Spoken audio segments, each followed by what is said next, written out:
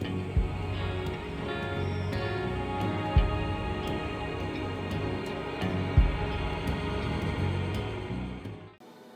name is Benjamin Triplett, and I'll be reading from the book of Matthew, chapter 11.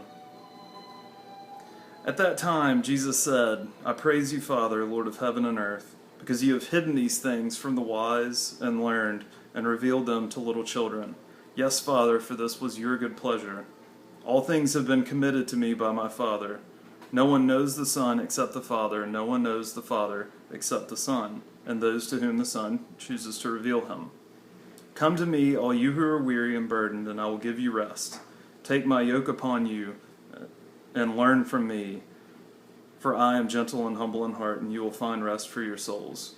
For my yoke is easy and my burden is light." So I see three sections here in the text, and to me the one that really jumps out is the middle section, because Jesus talks about knowing. So there are these different ways that you can know things. You can know a fact, like the fact that England is 5,000 miles from here, which it's actually not. I don't know how far it is, but I'm not good at geography. I don't know many facts.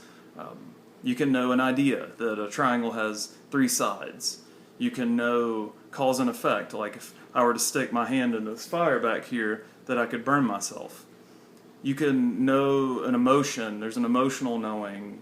I think a lot of us know the pain of losing someone. There's an intuitive knowing. I don't even know how to talk about that, but I think we all sort of sense that we can intuit things. And so, Jesus could have chosen to talk about God in any of these terms. God is X to describe God. But he uses a familial term. He uses an intersubjective term, a father and a son, a relational term. And that's very important. Why does Jesus choose to talk like that? That's pretty important. So Jesus, in saying these three sort of things, these chunks, he sandwiches this knowing language with these two dichotomies. So the first dichotomy is hidden and revealed. Now, this isn't out of the blue. Jesus talks a lot about hiding and revealing. You have the mustard seed, which gets planted in the ground and turns into this huge tree. You have the kingdom of heaven hidden in a field, buried like a treasure. You have the disciples going into secret to learn from Jesus. So he's speaking these parables, and they learn the true meaning when they go into secret. So there's a hiddenness there. A few disciples follow Jesus up onto a hill and learn his true identity. So it's revealed in secret. Again, there's this hidden, secret, but revealed language. And finally, ultimately, not to spoil the story for anyone who hasn't read it, but Jesus dies. And so he's hidden, he's buried in the ground, or technically in a cave, and he is revealed in resurrection. So that's the ending to the story, spoiler alert. So that's the first dichotomy. You have Jesus talking about hidden and revealed, and then there's this other, on the other end of this middle section, this middle chunk, is a dichotomy of come to me, or coming and following, and then rest. So the come to me language is actually, Jesus is borrowing from wisdom literature here. You see it in Proverbs and the early part of Proverbs, and then in a little bit in, I think, Ecclesiastes and Sirach, one of the non-canonical Gospels. So wisdom is this personified being that calls out on the street corner for young men who are meeting with unsavory characters of the night to actually come and relate to wisdom, come to the doorpost of wisdom instead of coming to these other unsavory characters. So wisdom is personified as someone that we can know. It's a person.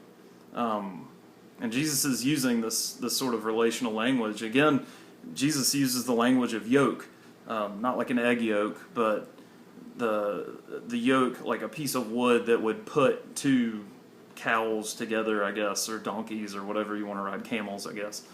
So you have a proximity, and things have to follow closely together.